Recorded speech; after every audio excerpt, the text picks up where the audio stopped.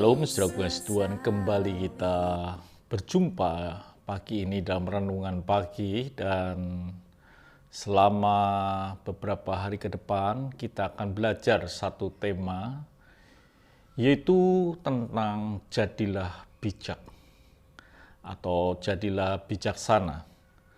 Mungkin saudara berpikir hal ini apakah perlu, apalagi di tengah-tengah kesulitan, kondisi dunia semacam ini. Perlu hidup kita betul-betul bijak. Perlu hidup kita mempunyai kebijaksanaan supaya kita ini bisa mengatasi perjalanan ke depan dan menghasilkan kemenangan tanpa sebuah kerusakan. Kita akan baca lebih dahulu dalam Matius 7 ayat 24 sampai dengan ayat yang ke-25. Setiap orang yang mendengar perkataanku ini dan melakukannya, ia sama dengan orang yang bijaksana yang mendirikan rumahnya di atas batu. Jadi saudaraku yang kasih Tuhan, bahwa orang yang mendengarkan perkataan Tuhan dan melakukan, itu adalah orang yang bijaksana, digambarkan seperti orang yang membangun rumah dan diletakkan di atas dasar batu. Di ayat berikutnya, di ayat yang ke-25 dikatakan, kemudian turunlah hujan dan datanglah banjir, lalu angin melanda rumah itu, tetapi rumah itu tidak rubuh sebab didirikan di atas batu. Menarik kisah ini karena ternyata orang yang bijaksana, orang itu bisa terhindar dari masalah besar, bisa terhindar dari kerusakan. Tetapi walaupun bukan orang yang bijaksana tidak menghadapi masalah, orang bijaksana bisa menghadapi masalah, tapi bisa terhindar dari kerusakan dampak dari masalah itu. Seperti rumah ini, dia dibangun di atas batu. Ketika banjir datang, dia tetap teguh dan tidak mengalami kerusakan. Kebijaksanaan perlu di dalam hidup ini, di tengah-tengah situasi dunia yang begitu sulit.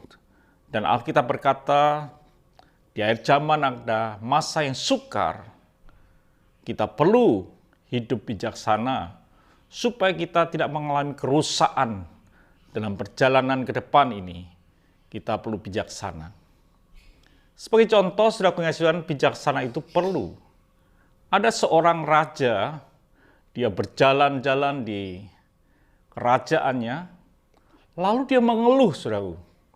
Dia berkata kepada menterinya, aku berjalan di kerajaanku dan kakiku merasa sakit semua, dan ada luka bahkan seperti itu. Lalu dia memerintahkan akan menterinya untuk di mana jalan dia akan lalui diberi karpet yang dibuat dari bulu domba atau bulu daripada sapi dan lain sebagainya untuk menutupi batu-batu itu. Dia memerintahkan kepada menterinya. Apa yang terjadi, saudaraku? Menterinya tertawa. Ini raja yang kurang bijaksana. Tapi dia menjadi seorang menteri yang bijaksana. Dia berkata, raja, terlalu mahal biaya itu. Jauh lebih baik raja membuat sepatu dari sebuah kulit lembu atau kulit sapi atau kulit kambing, dan raja bisa berjalan tanpa rasa sakit. Dan saudaraku yang kasih Tuhan, otomatis biayanya jauh lebih murah dan sangat murah daripada semua jalan ditutup dengan bulu domba atau kambing atau sapi. Jadi saudaraku yang kasih Tuhan, bedanya orang bijaksana dan orang bodoh akan mengeluh di tengah-tengah kesulitannya. Tapi orang yang bijaksana bisa menemukan solusi di dalam kesulitan yang ada. Saudaraku yang kasih Tuhan, biarlah hidup ini menjadi bijaksana. supaya kita terhindar dari kerugian, terhindar dari kerusakan, dan kita boleh memperoleh kemenangan dalam perjalanan ini. Jadi saudaraku yang kasih Tuhan, saya harap setiap hidup kita ini perlu bijaksana. Karena bijaksana itu kita tidak akan mengalami kerugian, tapi mengalami kemenangan. Itu saudaraku yang kasih Tuhan yang kita akan pelajari untuk beberapa hari ke depan, yaitu dengan tema Jadilah Bijaksana. Tuhan memberkati, sampai jumpa esok pagi. Mari kita berdoa.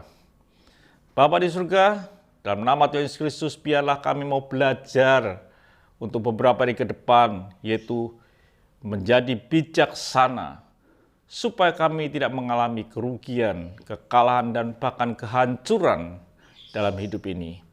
Terima kasih Bapa, biarlah hidup ini disertai Engkau menjadi bijaksana. Dalam nama Tuhan Yesus Kristus kami bisa berdoa dan mengucap syukur. Haleluya. Amin. Tetap semangat di dalam Tuhan dan sungguh-sungguh melayani Tuhan di akhir zaman ini. Jadilah bijaksana.